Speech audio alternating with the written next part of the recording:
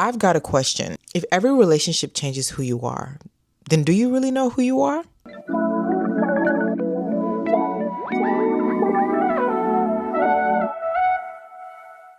Hey guys, if you're new here, my name is Nancy Glow, and on this channel, I share reflections on womanhood, self-awareness, intentional living, personal growth, and everyday life. Sometimes that looks like fashion, beauty, and lifestyle. Other times, it looks like conversations like this, where we take everyday situations and use them as a lens to better understand ourselves and the world around us. Because I'm less interested in what happened and more interested in what happened reveals about us. And if conversations like this are your thing, please do me the honor of just clicking that subscribe button. It would make me the happiest girl alive. Now let's get into today's conversation. Have you ever met someone whose entire personality changes depending on who they're around? I'm talking about one relationship, they're one person. A new friend group, they're another person. A new social circle, and all of a sudden, they now have new interests, new hobbies, new opinions, and a whole new personality. Then the relationship ends, the friendship falls apart, and now they're back to factory reset. Yeah. Why do we do that? We need to stop. And for the longest, I thought this was just people being influenced by the people around them. But the older I get, the more I'm starting to realize that there may be something deeper happening. Because influence is one thing, but losing yourself is a whole nother thing. And I mean, honestly, unless you're living under a rock, or maybe you don't pay attention to social media like I have. But although it's things that I see on social media, it's no different from what I've seen or observed in real life, both in, other people and also myself personally. So I'm always curious, why do we do those things? The person who joins a new group and all of a sudden adopts every opinion in the room. The woman who seems to become whoever she's closest to at the time. And before anybody starts going crazy, no, I'm not saying people shouldn't grow. In fact, that is the complete opposite of what I'm saying. People should absolutely grow. The question is, when does growth become self-abandonment? Because those aren't the same thing. So why does this happen? Now, I don't think that there's just one answer. I think there's several. So I've been doing my investigation and inquiries and just deep reflection. And I just have just a few reasons as to why I believe these things happen. The first one is the desire to belong. Sometimes people don't change because they want to.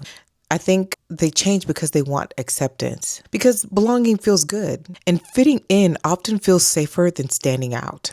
Number two, they never fully developed a sense of self. This one is very uncomfortable, but some people genuinely don't know who they are outside of other people. Their identity has always been attached to a relationship, a friend group, family, social circle, even titles. So when the environment changes, they change with it. Number three, people pleasing. And this one is very interesting because I called myself a recovering people pleaser. And I think it stems from, growing up. I believe I've mentioned I am Nigerian and I am the first daughter. Do I need to say more? If you get it, you get it. And if you don't get it, forget about it. Moving on. Sometimes people become whatever the room rewards because they're afraid of rejection. They're constantly adjusting themselves to maintain connection. Number four, some people confuse admiration with identity. It's normal to admire people. It's normal to learn from people. But some people skip learning and move straight into imitation. They don't adopt ideas. They adopt personalities. And those are two very different things. I don't know if you've experienced that before, where all of a sudden you start to feel like somebody around you is kind of like looking like you, doing the things you're doing, almost like trying to steal your destiny. Yeah. Weird, but real. Number five. Some people mistaking adaptation for growth. Just because you've changed doesn't mean you've grown. Sometimes change is growth. Sometimes change is survival. Sometimes change is performance. And sometimes change is simply trying to fit in. Last but not least, number six.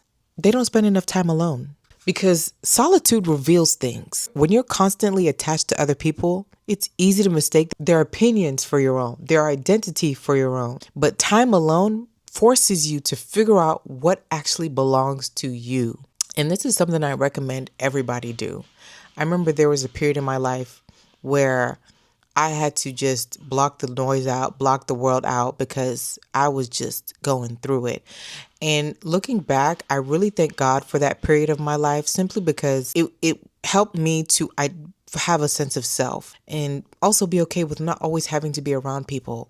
And even now, as a wife and as a mother, it has also helped me because, yes, although I am a wife and I am a mother to a beautiful baby girl, I still find time to spend by myself to hear my own thoughts. Lately, I've been waking up early enough to where I go outside and I take walks, 15, 20 minutes, or I'll do a mile, whatever. Just have that time to myself. Sometimes I'll just be walking in complete silence, no music, no nothing. And then other times I'll be listening to something in my ear. And then other times I'll be talking to myself.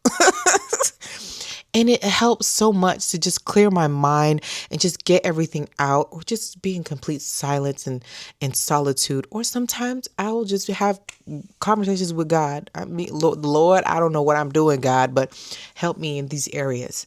Just having those moments to yourself. Of course, it's gotten harder as I've gotten older because, yes, I'm married and I have a child and things like that, but it's still very important to still identify who you are outside of your roles, what you do. So you don't necessarily get caught up or tied up into those things. You find a balance within yourself. And the more I think about it, the more I realize that the issue is not influence. We're all influenced by people. Friends influence us, family influences us, our spouses influences us, life influences us. That's normal. The problem isn't influence. The problem is when influence becomes the replacement, when who you are starts disappearing underneath who everyone else is.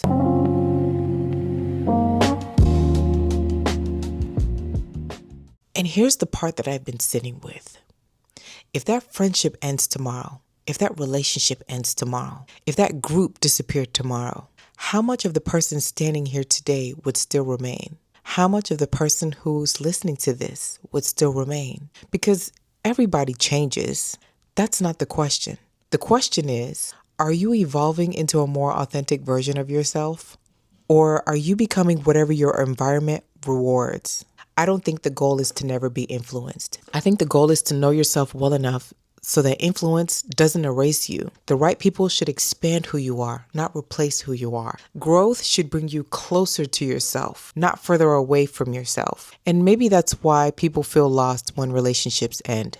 Because if you spent all your years becoming who everyone else needed you to be, eventually you forget who you are without them.